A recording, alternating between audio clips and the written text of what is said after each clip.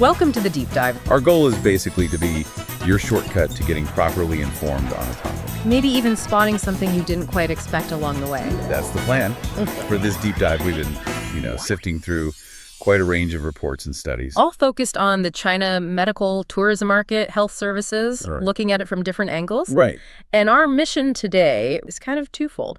First, what kinds of medical treatments, what health services are actually highlighted as, well, suitable or popular for foreigners going to China? Mm-hmm. And second, what about China's advantages compared to other countries? Specifically, we want to look at quality, cost, and speed for those treatments. Okay, perfect. Let's dive into that first part then. What kind of care are we talking about? What are the treatments, the services that, really stand out? Well, a major area that just comes up again and again is cosmetic and plastic surgery. Oh, right. Things like rhinoplasty nose jobs, facelifts, liposuction, body contouring, breast augmentation, eyelid surgery. They're mentioned frequently. And the sources really emphasize how big this sector is, don't they? I remember seeing one report forecasting it could hit, a 30% market share by 2025? Yeah, something like that, attracting patients not just from Asia and the Middle East, but even some from Western countries. And Guangzhou specifically gets called out as a hub for advanced cosmetic clinics. Exactly, Guangzhou. But beyond the aesthetics, another really prominent area highlighted is cancer treatment. Okay.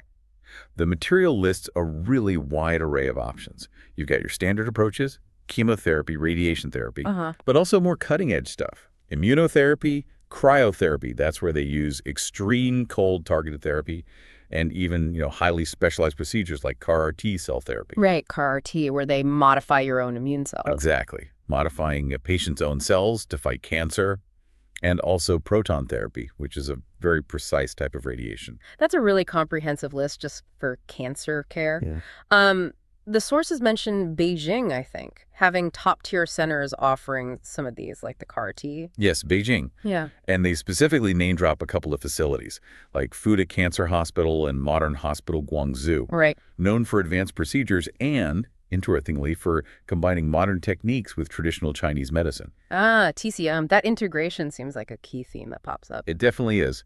Looking at other areas, fertility treatments are also mentioned as popular, especially IVF, in vitro fertilization, and other advanced reproductive tech. And Shanghai gets noted for IVF specifically. Shanghai, yeah. And stem cell therapy is another advanced area the sources mention as being available. Okay. What else? Well, then they list a whole range of surgical specialties, drawing international patients. Orthopedic surgeries in there. Like joint replacement. Joint replacements, yeah. Spinal surgeries, fixing bone fractures, treating things like kyphosis, that's the spine curvature bone cysts, arthrosis, joint degeneration stuff. Got it. Neurology procedures, too. Yeah. Treatments for Parkinson's disease, including deep brain stimulation. And stereotaxic surgeries for epilepsy and stroke. Those are those really precise 3D mapped surgeries. Right. Cardiology and cardiovascular surgery are also big. Heart bypass, heart valve replacement, angioplasty for blocked vessels, that kind of thing. Okay. We also see ophthalmic treatment like cataract surgery, refractive surgery, and dental treatment, especially dental implants. So really a broad spectrum of modern medicine and surgery. Definitely. And you mentioned TCM earlier, traditional Chinese medicine. The sources emphasize that too, right? Yeah. Often integrated with the modern stuff. Exactly. They describe TCM using practices like acupuncture, the needles, herbal remedies, cupping. Cupping, right.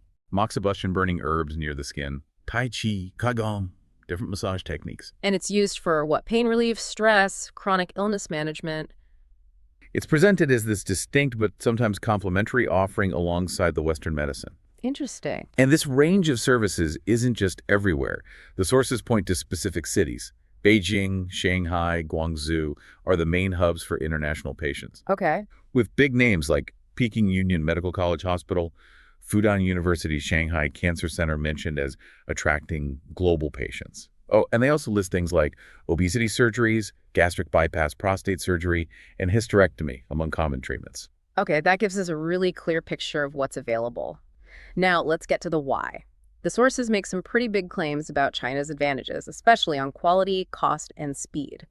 Let's start with cost. That's usually a huge driver for medical travel. Yeah, the cost advantage is probably the most consistent point across all these sources, actually.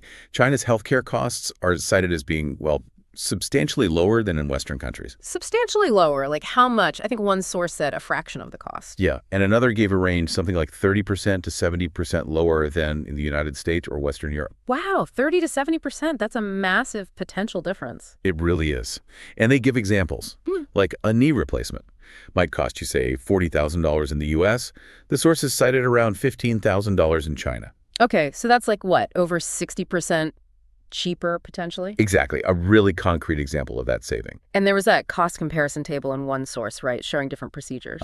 It listed things like heart bypass around $10,500, hip replacement maybe $10,000, dental implant $1,500, breast implants $3,500. And how did those compare to other places? Generally competitive with, or sometimes even lower than, other Asian spots like India, Thailand, Singapore, and, significantly lower than the U.S. prices listed. Right, so the potential savings look pretty compelling across a lot of different treatments. Definitely, from complex surgeries to cosmetic stuff to dental.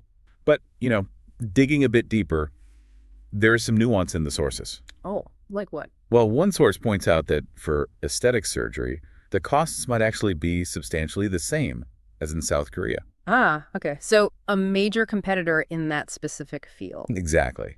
And for certain really advanced drugs, like specific targeted cancer therapies or maybe some vaccines, the treatment might actually be cheaper and available sooner, somewhere like Hong Kong, even with travel costs. That's a really important clarification. So the cost advantage isn't maybe totally universal. It depends on the specific treatment or drug and who you're comparing it to regionally. Precisely. Significant savings often claimed yes, but with some notable exceptions highlighted. Okay. So cost is a major claim, but with caveats. What about quality? The sources also talk up high-quality facilities and expertise. They do. The reports describe China having world-class healthcare facilities, equipped with state-of-the-art technologies. And staffed by highly skilled medical professionals, right? I think some sources even mention doctors trained in the U.S. and Europe. Yes, suggesting that global standard of expertise. And critically, the material highlights internationally accredited institutions and hospitals. Like JCI or ISO accreditation. Exactly. So the sources seem to position China's top places as competing not just on price anymore, but really on the quality of care, aiming for that international standard. Let's move on to the third point, speed, waiting times. What do the sources say there? Well, one claim is that procedures in China have low waiting time. Okay. Other information pops up that paints a different picture. Like the fact that China has the highest population in the world. Exactly. And that source goes on to say, as a result, most of their hospitals are often busy, making them not very suitable for medical tourism in some cases. Yeah, significant queues exist within the domestic system. And that could potentially affect international patients, too, especially in public facilities. It suggests that maybe low waiting time isn't a guarantee everywhere for every treatment. It likely depends a lot on where you go, maybe private international wings versus general public hospitals. So we've covered what the treatments and dug into the claims and nuances around quality, cost, and speed. Are there systems in place to help international patients navigate all these challenges, language, visas, finding the right place? Yes, the sources do mention that various support services are specifically available.